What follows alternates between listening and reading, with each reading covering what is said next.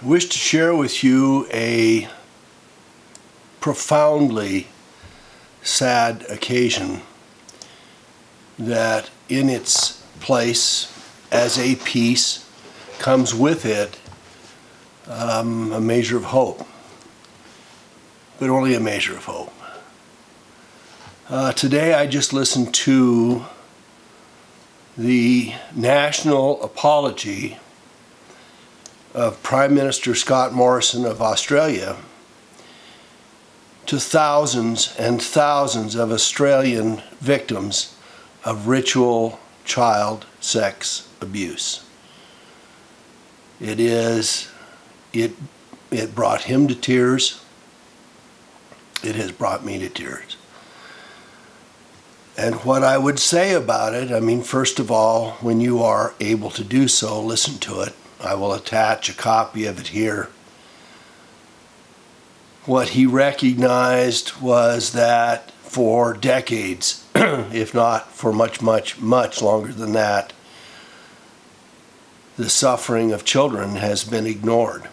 And they have been abused in formal places like churches and schools and camps and foster care, and so supposedly secure facilities, and in their own homes, and in other places where this ritual abuse, but let's get real, yes, ritual abuse, but also any kind of abuse of children.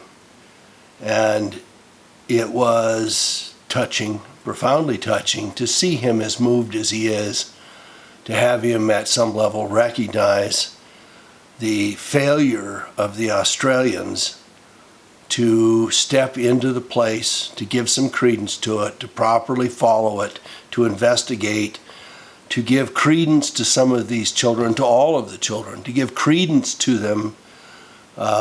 He made a comment, they must be believed. I would fall short of that simply because I don't want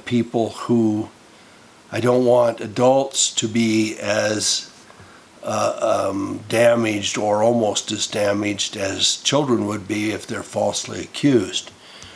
But short of that, there needs to be an ongoing, serious, real, credible, verifiable, and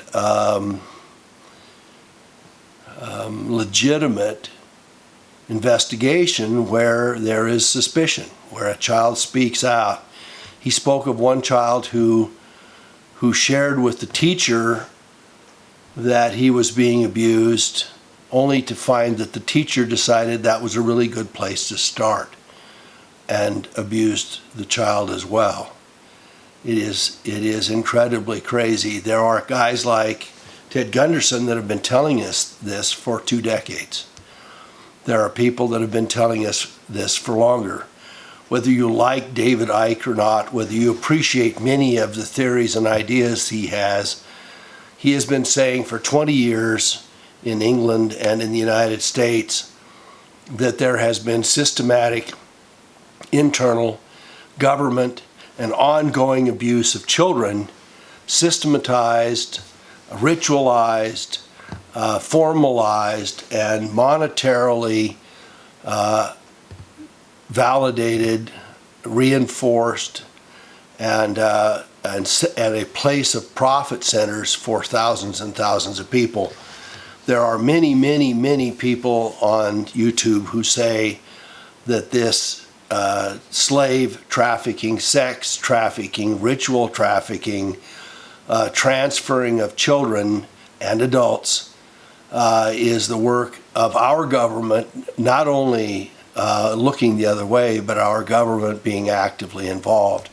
And for those of us who have been at some level red-pilled, a recognition that the formal workings of our government, including possibly the CIA and others, I haven't seen the actual facts of it, but there have been hundreds of claims to that effect, that this is ongoing. And to listen to Ted Gunderson, and I think he is to be believed, We're talking about tens of thousands of children.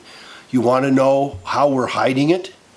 Well, try listening to Ted talk about how many children have been abducted or lost or are missing, and he called states that didn't keep track.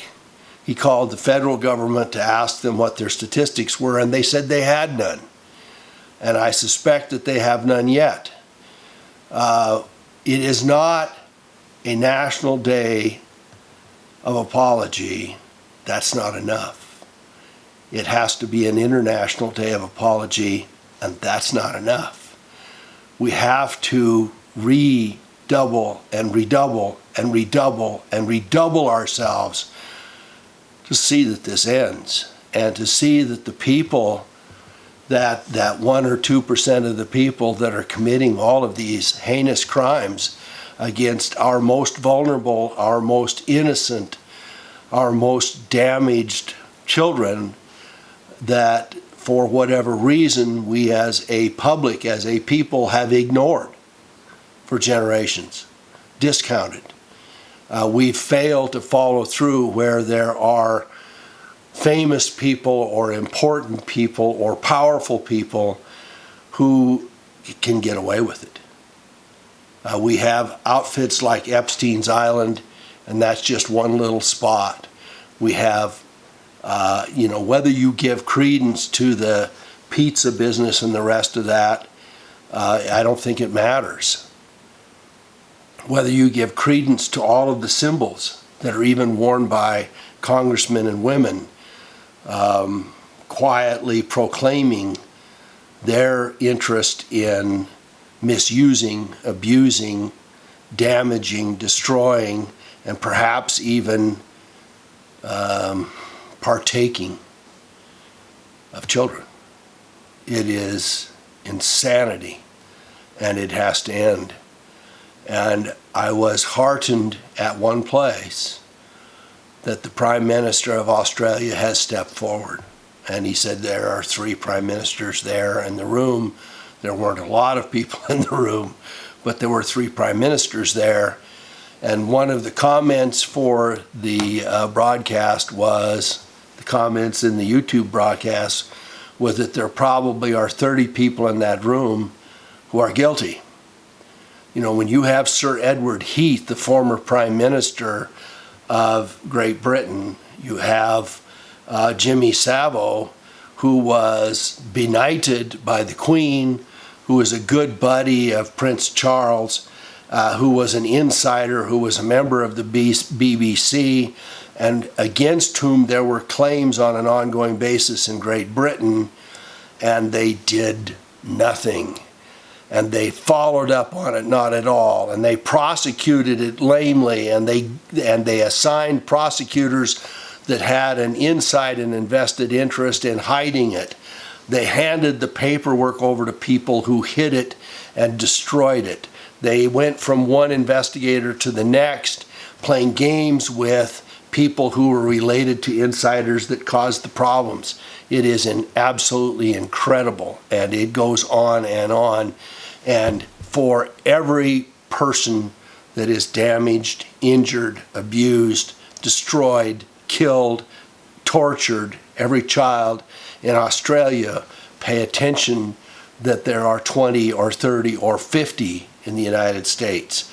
There are a dozen for every child. There are 2 or 3 or 5 or 10 in Great Britain. And there are 2 or 3 or 5 in Canada, and God knows how many in other parts of the world. We need to step up, and this president that we currently have has said that he believes in attacking the pedophiles, the sex traffic, the child traffic, the enslavement, and there have certainly been inroads, but we have barely started. And to be truthful, 80 or 90% of the people in this country still have no idea what we're talking about. They still think we're total idiots. They still think that this is part of the fake news, that those of us who wear tinfoil hats go around pointing fingers at people about, when in fact it is very real, and it is the most painful process that any of us could observe, pay attention to.